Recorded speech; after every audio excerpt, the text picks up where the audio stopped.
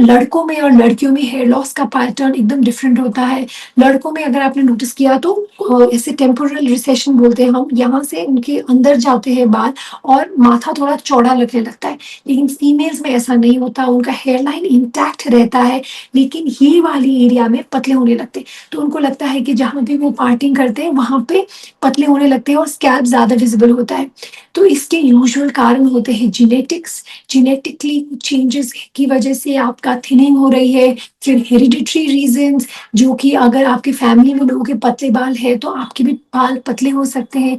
फिर होता है कुछ हार्मोनल चेंजेस जिसकी वजह से बाल पतले होते हैं, जैसे कि थायराइड डिस्फंक्शन, पीसीओडी, उसमें भी हम देखते हैं कि बाल पतले हो रहे हैं। लेकिन the most common cause for thinning here is genetics, इसीलिए इसको कंप्लीटली रिवर्स करना बहुत मुश्किल होता है। ऑयल्स लगाने से हेयर वापस ग्रो तो नहीं होते, लेकिन ऑयलिंग करने से कभी कभी क्या होता है कि हेयर की क्वालिटी थोड़ी सी इंप्रूव हो जाती है, ड्राइनेस कम हो जाती है, फ्रिजीनेस कम हो जाती है, तो हेयर ब्रेकेज कम हो सकती है ऑयलिंग करने से। लेकिन क्या हेयर लॉस कम हो सकती है? नहीं। हेयर ऑयल जो है वो इतना डीप पेनिट्रेट करता ही नहीं है जहाँ से कि वो ऐसी चेंजेस लाए आपकी हेयर में हेयर ग्रोथ करने के लिए। तो नहीं, ऑयल लगाने से आपकी हेयर ग्रोथ नहीं होता, लेकिन हेयर की क्वालिटी इंप्रूव हो सकती है और हेयर ब्रेकेज कम हो सकता है। Rosemary oil, I think one of the most hyped ingredients, overhyped ingredients है when it comes to hair loss।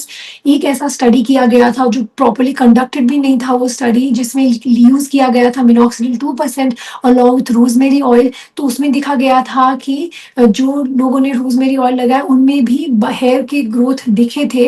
लेकिन मैं यूजुअली रेकमेंड नहीं करती रोजमेरी ऑयल लगाने की, स्पेशली उन लोगों में जिनमें ऑलरेडी स्कैल्प विजिबल हो रहा है। अगर आपका थोड़ा सा थिनिंग है या हेयर फॉल है तो बिल्कुल आप बेशक रोजमेरी ऑयल यूज करें, उसका कोई हार्म नहीं है। प्रॉपरली आप उसको कैरियर ऑयल में डिजोल्व करके यूज करें, नो इश्यूज एट ऑल। लेकिन जिनमें स्कैल्प ऑलरेडी विजिबल हो गया है, मिडल पार्टिंग ऑलरेडी थोड़ा वाइड हो रही है, तो उनमें proper prescription based medication use करना जरूरी है, ताकि हम हेयर लॉस के प्रोसेस को स्लो करें। तो अनियन ऑयल यूज करके आपकी हेयर लॉस तो नहीं कंट्रोल होगा, लेकिन हेयर फॉल जो है वो थोड़ा हद तक कम हो सकता है।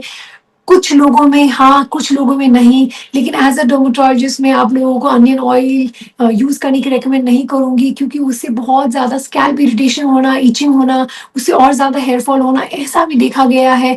तो आजकल इतने ज्यादा इफेक्टिव हेयर सीरम्स अवेलेबल है मार्केट में, तो मैं तो यही सजेस्ट करूंगी कि वो यूज करना बेहतर है आपके हेयर फॉल रोकने के लिए, as compare to these oils.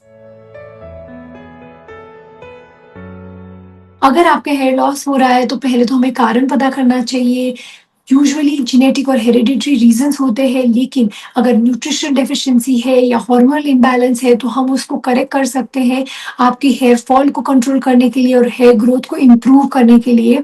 तो आपको एक आयरन का test, vitamin D, vitamin B12, ये सब का लेवल्स हम यूजुअली चेक करते हैं, पता करने के लिए कुछ डेफिशिएंसी तो नहीं है। उसके साथ साथ अगर कुछ थायराइड की एब्नॉर्मैलिटीज है या पीसीओडी है वो भी आप पे रूल आउट करना पड़ेगा, क्योंकि ये कॉमन रीजंस है हेयर थिनिंग के विमेन में। तो इसीलिए ये पूरा टेस्ट करने के बाद हमें पता चलेगा कि क्या रीजन है आपकी हेयर लॉस की। उसके बाद हम आगे ट्रीटमेंट में प्रोसीड करते हैं। तो यूजुअली हम ऐसे कुछ लोशंस देते हैं जो स्कैल्प पे ब्लड फ्लो को बढ़ाता है, जैसे कि मिनॉक्सिडिल या कैपिक्सिल या प्रोकैपिल लोशन, जो स्कैल्प में ब्लड फ्लो को बढ़ाने के साथ साथ आपके हेयर के रूट्स को मजबूत करता है। तो उससे फिर उसकी रेगुलर 3 to 6 मंथ्स के यूसेज में आपको हेयर की थिकनेस में इंप्रूवमेंट लगेगी और हेयर फॉल भी उससे कम होगी। लेकिन हेयर लॉस एक बार शुरू हो गया, मतलब कि एक बार हेयर थिनिंग हो गई है, तो फिर नेचुरल डेंसिटी वापस आ सकती है क्या? बहुत मुश्किल है। अगर फीमेल पैटर्न हेयर लॉस है या मेल एंड्रोजेनिक एलोपेशिया है तो पहले जैसा 100% डेंसिटी रिस्टोर करना बहुत मुश्किल है सिर्फ लोशन से। उसके लिए हम ये पूरा प्रोसेस को स्लो कर सकते हैं, ताकि आप अपने बाल को मेंटेन करके रख सके, वो बाल को लंबे समय के लिए मेंटेन करके रख सके और थिनिंग ना हो, ये पॉसिबल है। लेकिन जैसे आप यंगर एज में थे, आपके बाल एकदम घने, ऐसा वापस होना मुश्किल है। हेयर ट्रांसप्लांट एक बहुत इफ़ेक्टिव प्रोसीजर है, स्पेशली मेन में जिनकी हेयर थिनिंग है और हेयर लॉस है। तो हेयर ट्रांसप्लांट हम यूजुअली ग्रेड 3 या उससे ज़्यादा जो नॉर्वुड और हैमिल्टन स्कोर है उस वो स्कोरिंग के अनुसार 3 टू ओवर 3 ग्रेडिंग लोगों में हम हेयर ट्रांसप्लांट करते हैं। तो हेयर ट्रांसप्लांट एक बहुत इफ़ेक्टिव मेथड है हेयर ग्रो करने की। तो हेयर ट्रांसप्लांट में हम यूजुअली पीछे से बाल लेते हैं, फिर उसको आगे डालते हैं, तो बेसिकली हम उसको रीअरेंज कर रहे हैं बालों को। तो पीछे के बाल है वो रेजिस्टेंट होता है टुवर्ड्स चेंजेस ऑफ हॉर्मोन्स और टुवर्ड्स चेंजेस ऑफ एज। तो आपने नोटिस किया होगा कि आदमी आगे से कितना भी गंजा हो जाए, पीछे के उसके बाल हमेशा रहता है। तो वही बाल हम रीअरेंज कर रहे हैं, पीछे से बाल निकाल के आगे की तरफ डाल रहे हैं। तो हेयर ट्रांसप्लांट का बहुत अच्छा रिजल्ट आता है सही से करते हो तो, और उसकी लाइफ भी अच्छी रहती है, डेंसिटी भी हम अच्छा दे सकते हैं लोगों को, अच्छी डेंसिटी हेयर ट्रांसप्लांट से। लेकिन हेयर ट्रांसप्लांट का सक्सेस रेट और कैसी लुक आएगा और कितने ग्राफ्स ला डाल सकते हैं, वो बहुत सारे फैक्टर्स में डिपेंडेंट है, जैसे कि आपकी डोनर डेंसिटी कैसी है, आपकी हेयर लॉस की जो सिवियरिटी है वो कितनी है, हेयर लॉस का जो स्पीड है वो कैसा है, और आपकी हेयर की थिकनेस, ग्राफ्ट्स की थिकनेस, वो सब में भी डिपेंड करता है कि इससे रिजल्ट्स कैसे आएंगे।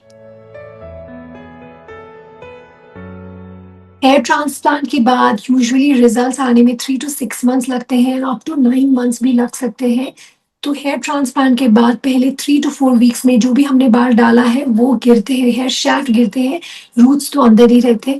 फिर वो रूट से नए बाल आएंगे, थोड़ा थोड़ा बाल दिखने में 3 मंथ्स लगेगा, 6 मंथ्स में अच्छा खासा डेंसिटी आएगी, लेकिन कंप्लीट रिजल्ट आने में अप टू 9 मंथ्स लग सकता है।